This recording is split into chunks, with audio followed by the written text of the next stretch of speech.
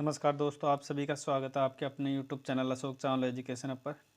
दोस्तों, आज हम डिस्कस करने वाले हैं 10 जनवरी का पेपर। ठीक है, आज की डेट में जो पेपर हुआ है सीटेट का, उसके पेपर के बारे में डिस्कस करने वाले हैं। देखिए, इसमें जो आज भी क्वेश्चन आए हैं वो सेम क्वेश्चन आ रहे हैं, ज़्यादा लेवल हाई नहीं देखने को मिल रहा है। जैसा पैटर्न अभी तक चल रहा है, अभी तक देखने को मिल रहा है, वही सेम पैटर्न पर अभी तक चल रहा है, तो वही देखने को मिल रहा है। ठीक है, जिन बच्चों ने पेपर के क्वेश्चन मेरे पास भेजे उन बच्चों का बहुत बहुत धन्यवाद। ठीक है, बाकी नाम मैं मेंशन अगले वीडियो में करने वाला हूँ, क्योंकि अभी थोड़ा लेट हो चुका हूँ, तो इसलिए वीडियो थोड़ा जल्दी बना रहा हूँ। ठीक है, तो पहला क्वेश्चन देखते हैं बिना किसी देरी के। ठीक है, ये क्वेश्चन सारे वही हैं जो बच्चों ने भेजे, मेरी तरफ से इसमें एक भी प्रश्न ऐड नहीं किया गया। NEP 2020 से प्रश्न बन रहा है, जैसे कि मैंने पहले भी कहा था कि NEP 2020 रेगुलर आपको पढ़ के जाना है। ठीक है, इससे क्वेश्चन में पता नहीं, बच्चों ने ये नहीं भेजा कि इसमें क्वेश्चन क्या पूछा था। ठीक है, NEP यही पूछा था, NEP 2020 से प्रश्न आया है। ठीक है, आप उद्देश्य से बात करें, लर्निंग एंड लिसनिंग इसका उद्देश्य है। ठीक है, अगर जोर की बात करें किस पर, तो समग्र शिक्षा पर ये जोर देता है। ठीक है, समग्र शिक्षा पर विशेष जोर देता है, तो इसकी बात ध्यान रखिए। अगर इसके प्रारूप की बात 5+3+3+4 ये इसका प्रारूप है, इस प्रारूप पर ये विशेष जोर देती है। आगे बात करते हैं अगले प्रश्न। कोई बच्चा गलती करता है और उसी गलती से वो सीखता है, तो आपको अच्छे से पता है थॉर्नडाइक का सिद्धांत है, जिसे हम प्रयास एवं त्रुटि का सिद्धांत से भी जानते हैं। अगले प्रश्न पर नैतिक विकास का सिद्धांत कोहलबर्ग का। देखिए, कोहलबर्ग ने 3 पार्ट बताए थे, 3 पार्टों में 6 स्टेज बताई थी, जो कि नैतिक विकास सिद्धांत पर आधारित है। ठीक है, अगला प्रश्न देखिए, स्लोथ से प्रश्न बना है। ठीक है, स्लोथ से प्रश्न देखिए, ये भी फिक्स नहीं था, बच्चों ने ये नहीं भेजा कि स्लोथ से प्रश्न किस प्रकार आया है, तो मैं अपनी तरफ से सभी जो क्वेश्चन बन सकते थे वो सभी मैं बता रहा हूँ। इसकी हो सकता है आयु से प्रश्न आया हो, तो आपको ध्यान रखना आयु इसकी 40 साल होती है। पेड़ की बात करें तो ये 7 से 8 पेड़ों पर अपना पूरा जीवन यापन कर देता है, और वहीं पे उनकी पेड़ पत्तियाँ खाकर वो जीवित रहता है। सोता कितने घंटे है, तो बहुत आलसी है ये जानवर, ये भी ध्यान रखिए, 17 से 18 घंटे सोते हुए गुजार देता है।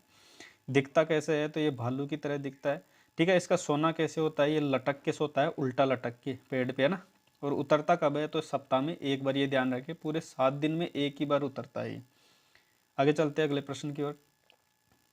ठीक है, यहाँ पे बात करते हैं। देखिए, यहाँ घर से बात पूछी है कि घर से जो मिट्टी के घर कहाँ पाए जाते हैं, तो राजस्थान में। अगर आप बांस की बात करें तो असम से पाए जाते हैं, और पत्थर की अगर बात करें, पत्थरों के घर कहाँ पाए जाते हैं, तो लद्दाख में पाए जाते हैं।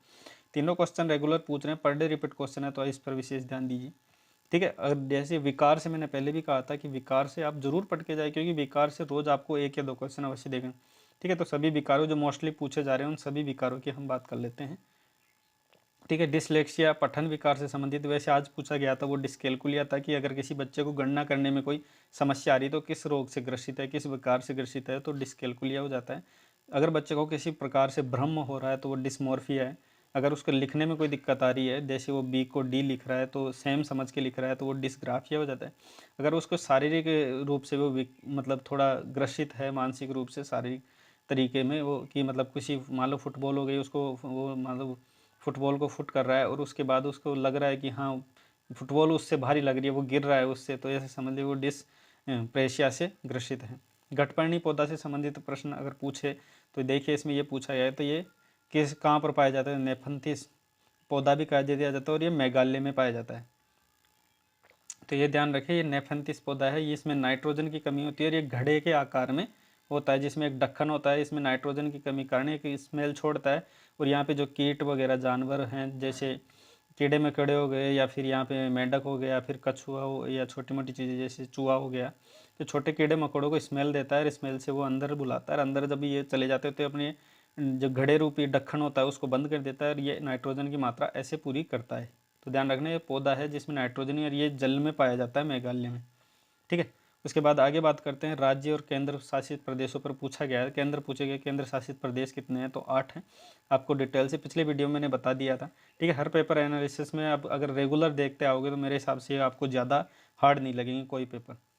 ध्यान है केंद्र शासित प्रदेश के बारे में, कि जितने क्वेश्चन बन सकते थे वो पिछले वीडियो में हमने डिटेल से बात कर ली थी।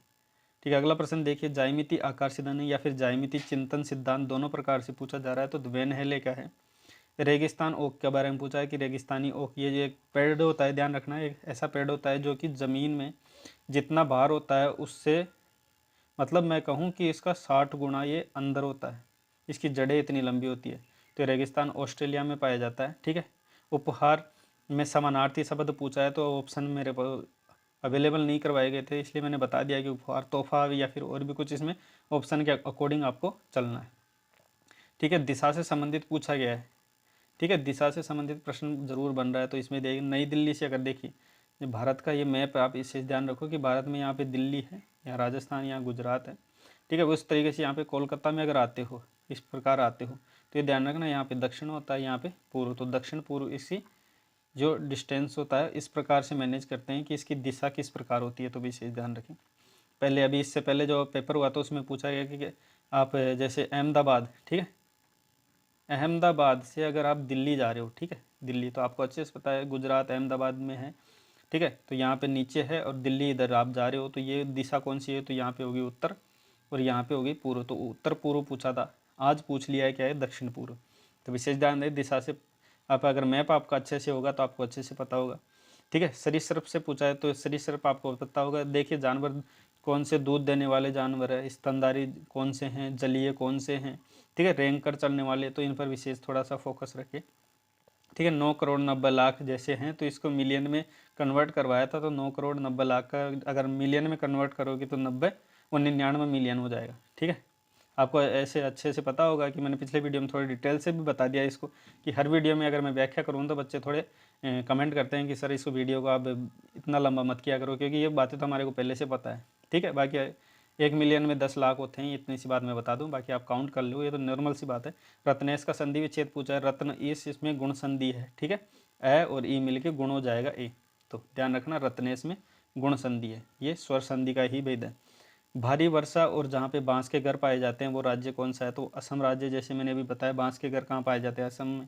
ठीक है, पत्थर के मकान कहाँ पाते हैं, लद्दाख में, और मिट्टी के घर कहाँ पाए जाए, राजस्थान में। तो ये सामान्य सी बातें हैं जो रोज़ हम डिस्कस कर रहे हैं। मलेरिया के अगला प्रश्न देखिए, मलेरिया किससे होता है। देखिए मलेरिया होता है मादा मच्छर, जिसे मादा मच्छर, अगर मलेरिया की बात करेंगे स्पेशल, तो एनाफिलीज एक मच्छर होती है मादा मच्छर, उससे होता है। अगर डेंगू और चिकनगुनिया में अगर पूछ ले कि किससे होता है, तो एंडीज नामक मादा, दोनों होती मादा मच्छर ही है, क्योंकि ये जो मच्छरों से जो भी रोग होता है वो मादा मच्छर के काटने से ही होता है।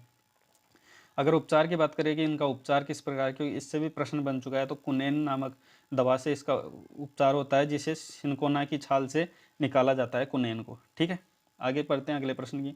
स्पीयरमैन कहाँ के निवासी थे, तो स्पीयरमैन फ्रांस के निवासी थे। मानसिक विकास ये पूछा गया है, मानसिक विकास को बच्चों में पूर्ण, यानी बच्चों का अगर मानसिक, एक शिक्षक है जो बच्चों, देखिए क्वेश्चन थोड़ा मेरे को पूरा नहीं मिला था, इसलिए मैं थोड़ा समझ आधारित बना के इसको ले रहा हूँ कि मानसिक बच्चों में ऐसे बोलिए, बच्चों में मानसिक विकास पूर्ण रूप से करने के लिए क्या एक शिक्षक क्या करता है, तो बच्चों को हर तरीके के पूर्ण अवसर देता है, बच्चों को सीखने के संपूर्ण अवसर देता है, और यही अच्छे शिक्षक की आवश्यकता होती है। अगला देखिए, वॉटसन के अनुसार एक नवजात शिशु में कौन कौन से संवेग पाए जाते हैं। आपको संवेग और इसके बारे में मैंने डिटेल से पिछले वीडियो में बताया कि संवेग क्या होता है, उसकी मूल प्रवृत्ति। अगर इसकी बात करें तो मैकडुगल ने ये दिए थे, जिसमें उसने 14 मूल प्रवृत्ति और 14 संवेग बताए थे। तो वाटसन ने 3 प्रकार के संवेग बताए थे। जब नवजात शिशु होता है तो उसमें क्रोध, भय और स्नेह की भावना रहती है। ठीक है, आंतरिक भावनाओं को संवेग कहा जाता है, ये ध्यान रखना। आहार श्रृंखला का निर्माण होता है, तो घास, बकरी और मानव इत्यादियों से होता है। हर पोषण स्तर पर, देखिए मैंने ये क्वेश्चन पहले भी करवाया है कि हर पोषण स्तर पर ऊर्जा की मात्रा कैसे, तो जब पोषण स्तर बढ़ता रहता है तो ऊर्जा की मात्रा कम होती रहती है, ध्यान रखना, घटती रहती है। ओजोन छिद्र में जो ओजोन जो हमारी परत है उसमें अगर छेद होता है, उसका कारण क्या है, तो उसका कारण है क्लोरोफ्लोरोकार्बन यानी CFC। ठीक है, ओजोन परत का मापन किससे होता है, तो डॉक्सन इकाई से होता है। तो देखिए आज की जो प्रश्न है वो आपके सामने है। देखिए, कभी न समाप्त होने वाले में प्रदूषण रहित कौन सी ऊर्जा है, तो वो सौर ऊर्जा, सूर्य से जो प्राप्त हो रही है, विटामिन डी हमारे को प्राप्त होती है, तो वो जो ऊर्जा प्राप्त होती है वो प्रदूषण रहित मानी जाती है और कभी समाप्त नहीं होने वाली मानी जाती। ठीक है, हिंदी में लिंग निर्धारण किससे होता है, तो संज्ञा से होता है, ध्यान रखना। अगर संज्ञा स्त्रीलिंग में, पुल्लिंग में है तो उसका डिवाइडेशन संज्ञा के माध्यम से ही होता है। ठीक है, अग्रस्वर कौन सा होता है, तो ए अग्रस्वर है। कृपाण का विलोम पूछा है तो विराग होता है। निर्धन का संधि पूछा है, ठीक है, निर्धन में संधि पूछा है तो नी और धन, ये देखना, ये विसर्ग है, ये ध्यान रखना, विसर्ग है। ठीक है, तो नी और धन, ये इस प्रकार से ये बनेगा इसका विच्छेद, तो ये संधि हो जाएगी अपनी विसर्ग संधि। अगला प्रश्न देखिए, चंद्रमौली में कौन सा समास है, तो चंद्रमौली में बहुवीर्य समास है, पहले भी पूछा गया है। ठीक है, मंदबुद्धि ये भी पहले पूछा गया है। देखिए बहुत से ज़्यादा क्वेश्चन तो आपको रिपीटेड ही देखने को मिलेंगे, तो आप, मैं ये कह रहा हूँ कि आप पुरानी क्लास से अगर देखते हो तो उससे बहुत ज़्यादा फायदा मिलने वाला है आपको। कि मंदबुद्धि में जो समास है वो क्रमधारय समास है। ठीक है, बुद्धि कैसी है, मंद, यानी इसमें विशेषण विशेष्य का भाव है। परियोजना की बात में पहले बताया कि योजना और परियोजना की अगर बात करें, योजना और परियोजना विधि किसने दी है, तो किलपैट्रिक ने दी है, जॉन डीवी के शिष्य थे, ये ध्यान रखना। जीन पियाजे का प्रयोग जो किया था उन्होंने, तो किस पर किया था कि 2 उनकी पुत्रियां थी और 1 उनका पुत्र था, इन पर इन्होंने प्रयोग किया था। प्रवचन विधि, ठीक है, प्रवचन विधि का प्रयोग सर्वाधिक कहाँ होता है, तो वो गद्य शिक्षण में, क्योंकि गद्य में हमेशा बोला जाता है, व्याख्या की जाती है पाठ पढ़ाते समय। आप भी जानते हो कि जब शिक्षक कुछ पढ़ाता है, ठीक है, गद्य में जैसे कहानी सॉरी वो गद्य जब पढ़ाता है किसी विशेष प्रकार से पढ़ाता है तो प्रवचन माध्यम ज़्यादा है, मतलब व्याख्या ज़्यादा करता है। तो जब व्याख्या करता है तो प्रवचन विधि कहलाती है, तो ये विशेष ध्यान रखें। तो गद्य शिक्षण में प्रवचन का प्रयोग किया जाता है। भाषा कौशल शिक्षण अंतिम, ठीक है, भाषा कौशल आपको अच्छे से पता होगा। यहाँ भाषा कौशल में जो अंतिम जो प्रकार का कौशल होता है वो होता है लेखन। आपको जो 4 कौशल हैं ये तो आपको अच्छे से पता ही होने चाहिए। जो 4 कौशल हैं, ठीक है, इसमें जो सुनना, बोलना और पढ़ना, और चौथा है लिखना। ये आप समझ सकते हो कि 4 प्रकार के कौशल है। इन चारों प्रकार का जो कौशल है चारों का, उनका सीक्वेंस भी आपको पता होना चाहिए। कई बार हो सकता है आगे ये पूछ ले कि इसमें तीसरा जो कौशल है वो कौन सा है, तो आपका सीक्वेंस ही आपको पता होने। तो सुनना, बोलना, पढ़ना, लिखना, ये चारों कौशल है।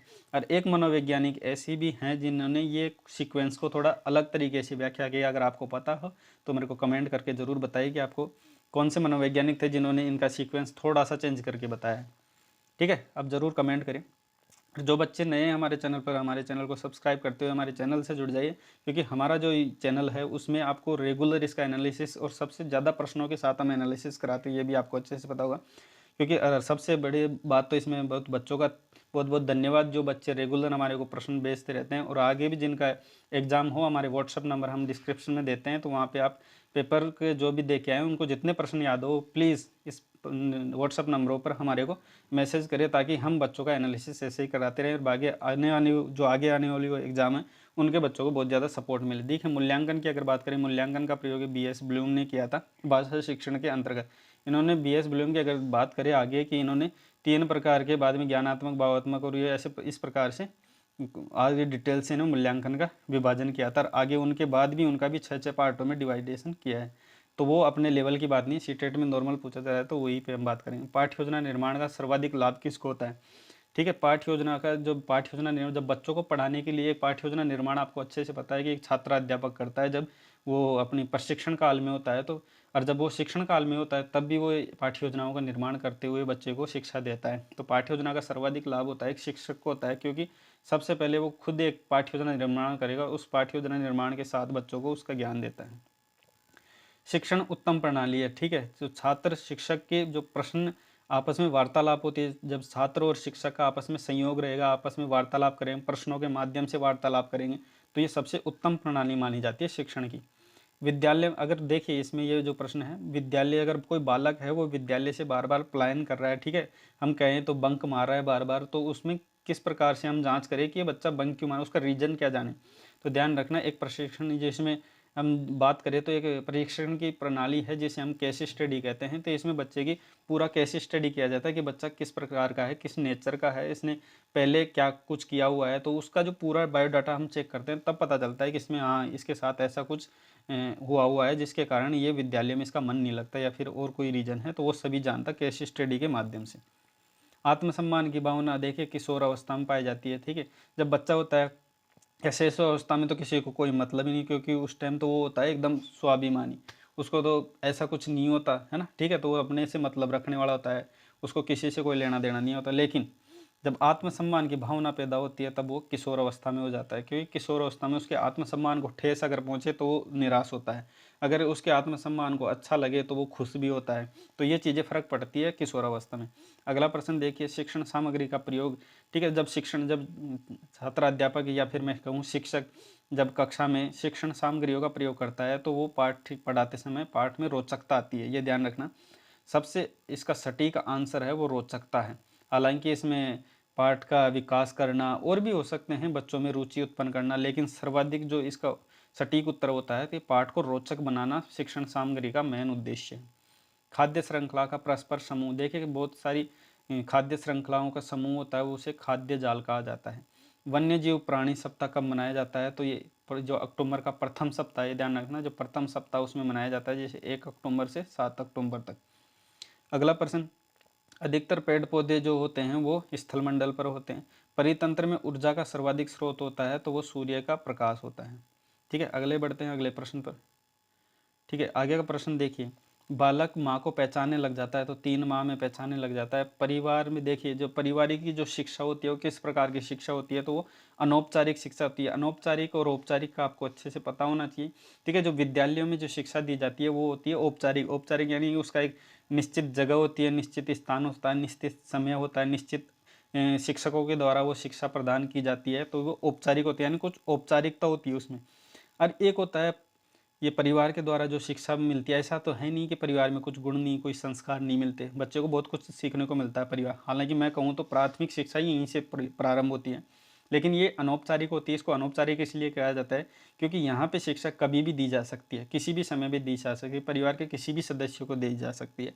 तो इसमें कुछ निश्चित नहीं होता, इसलिए अनौपचारिक कही जाती है। आई होप आप समझ गए होंगे। अगला प्रश्न देखिए, माता पिता से प्राप्त गुणों को। देखिए, माता पिता या अपने पूर्वजों से जो गुण प्राप्त होते हैं उनको कहता है वंशानुक्रम।